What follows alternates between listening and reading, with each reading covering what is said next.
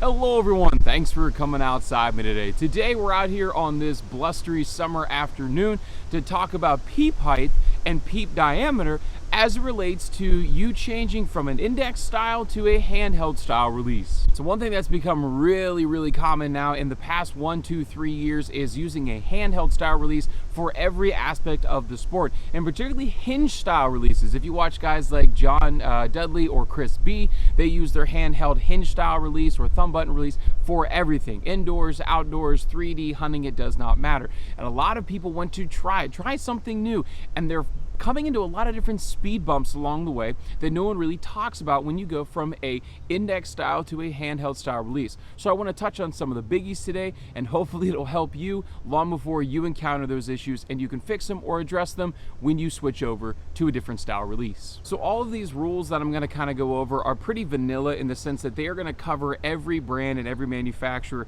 whether you're going to stick within the same brand. For example, these are two different Scott releases. I have the Scott Ascent hinge and the Scott Jaws, which is an index caliper, dual jaw caliper release.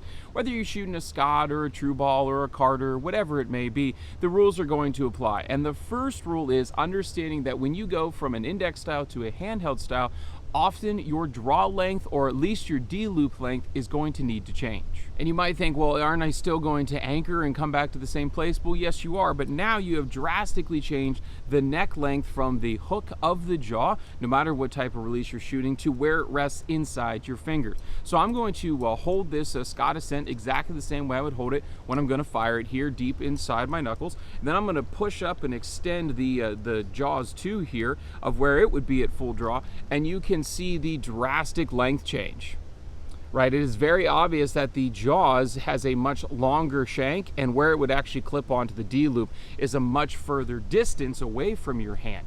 This means you can get away with that short draw length. If your bow is not perfectly set up for you, you can kind of fudge your draw length a little bit with an index style release. Whereas with that handheld style release, if you're starting off with that short draw and you pull this thing back, it's going to feel even tighter and it's going to feel even shorter. And that, of course, is no good. It's very common for people to have to increase their D-loop length 1/4 to 1/8 of an inch at least, if not change their draw length up to 1/2 an inch. Me, and I have a couple bows here I will pull up in a moment, I have to change almost by 1/2 an inch. 1/4 inch really is about the sweet spot for me, going longer, switching from that index style to a handheld style release. That is rule number one when it comes to looking at handheld style releases. It's going to change your anchor point first and foremost, but it's also probably going to change your draw length a little bit more than you think it's going to. Let's talk about anchor point, because it's going to lead into the next point, which is peep height. When you anchor, quite commonly you anchor very low with a handheld style release. It's not very common that people anchor up here with a handheld style release, because the release is now in line up here with your knuckles, whereas the handheld, the wrist style, is down here. So that allows for that different peep height location. You actually have this jaw, as you quite often are anchored up much higher. I often put this knuckle in behind my earlobe there, and that'll bring this up. If I was to anchor up here, could you imagine my D-loop being right across this part of my face? My peep would be so low it almost touched the center serving. So it's quite common for a handheld style release. I like to put the webbing of my thumb here back inside my jaw, or even take the knuckle and a corner of the hinge release here and put it against my jaw. Everything's a little bit different depending on the person and the style of release that you're going to shoot, but it is almost a rule of thumb that you're going to be anchoring much lower with a handheld style than you are with a wrist index style release. All right, so let's pull up two bows here. I have two of my target bows, although one I do use for hunting. Here's the Elite Result. We're going to start with this one. This is a full target setup with the fancy sight, the bars, and the Hamsky drop away, blah, blah, blah. I have it set off to a lower let-off percentage. I'm cruising right around 77%. But the big deal here is that my peep is set for a handheld style release in the case of this Scott Ascent here. So I'm going to come back to full draw and anchor. So I'm back here and I'm going to anchor really low on the jaw, right?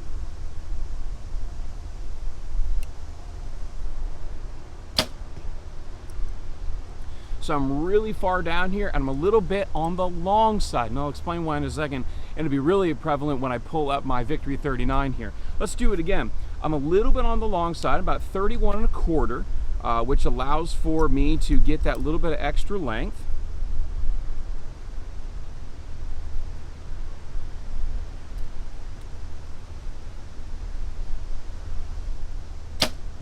When I'm back there at full draw, this is a really comfortable locked in spot for me. If I was to anchor clear up here, let's actually pull the bow back and anchor, you would see how low my peep would have to be down on the string, closer to the D loop. And this is a very common place to anchor for a index style release, right? Like right up in here. Like look how high my peep is. If you're like me and you like shooting the different flavors of archery and you like changing up your release styles, for example, I shoot that Scott Ascent all through indoor and all through the 3D season until I get closer to that August-September time frame and I want to switch over to a handheld style release.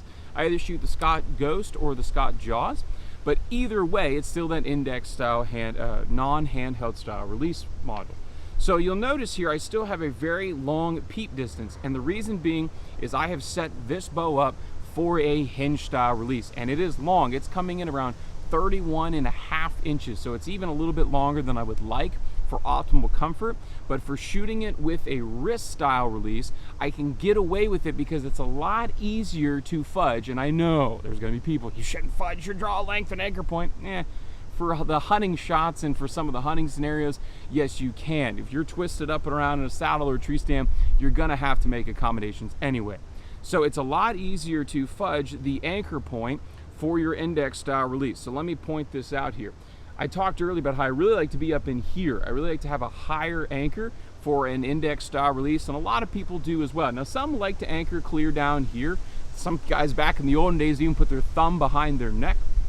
But I like to anchor high, but I can't. If I anchor high here, if I anchor up where I usually anchor, that peep is again too high because I have this set up for a handheld style release. So I have to anchor lower, but still in the same vein. But I can do this because my draw length is long. My draw length is short, and I try to anchor up lower like this.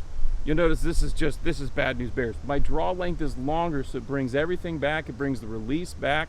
It brings the V of the string back, and I can anchor much lower.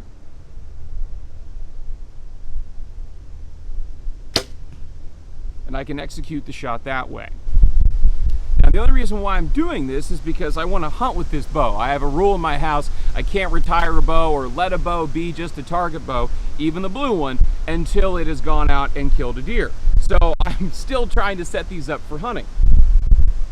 And that's why, even though it's traditionally a target and I have it set up, that peep height is set up with that handheld style in mind. So if you want my cheat, when you go to your local archery shop for them to press the bow and set the peep height in for you, take both releases with you or buy the handheld style release there that you're looking at getting and have them find that anchor point with you and set the peep height for that. Then if you're only owning the one bow, you can just fudge it back and forth. If you want to hunt with this during the season, you can, and you just have to change that anchor point down. It doesn't feel natural to me anyway to shoot a wrist style release that far back and that up close, that down towards my jaw. I like it nice and high and tight, but I have to make do if I'm gonna be flipping back and forth.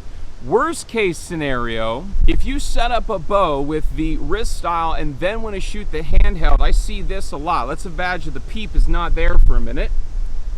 I'm just gonna anchor like I would usually do, okay? Now let's say I go to shoot my handheld style release. Now the peep is right where it's supposed to be, it's low, okay? So now if I go to anchor here, now I gotta mash my face down in order to see through that peep because it's low, because it's set up, right? We're envisioning this peep's not here, right? So here I am. I'm right where I want to be for that index style. And now when I go to do that handheld style, now I gotta like mash my face down in here to get to see through the peep, okay? That is not ideal whatsoever. That face pressure is nearly impossible to tune for. So you can go from a handheld style peep height to a wrist style peep height, but you can't do the inverse. If you try to set up a high anchor, low peep, wrist sight, and then you try to anchor down here for a handheld and then mash your face down in here to see through that peep, that is going to be a tuning nightmare. I guarantee it. You can do one way, but you can't do it the other. It's kind of like how we were all in grade school and we learned the whole all squares are rectangles, but not all rectangles are squares gig. You guys remember that? All right, so I barked on about this long enough. If you have any questions about flipping from a handheld to a wrist style release and I didn't cover all the basics, or maybe you want to go a little bit more in depth, follow the links in the description below. Hit me up on Facebook, Instagram, send me an email, or even leave a comment with your question here on YouTube or your experience here on YouTube for everybody to learn from. Hope you're able to get outside, enjoy the sport of archery hunting if you so choose. Definitely enjoy God's beautiful creation. The wind's died down, maybe I can get a shot off. We'll get to see you next time.